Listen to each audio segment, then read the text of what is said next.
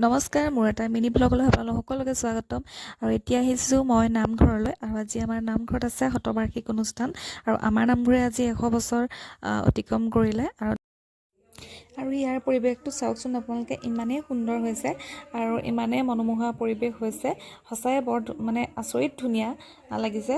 ইয়াৰে আমাৰ একদিন খুব ভাল লাগিছে ইয়াতে থাকি আৰু অহা যোৱা হৈ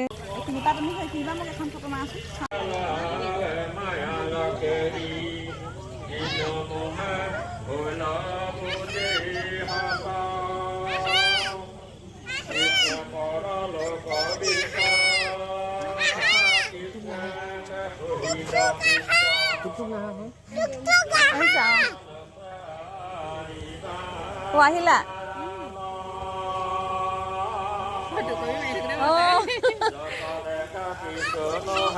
বহাগে যোৱা ভিতৰত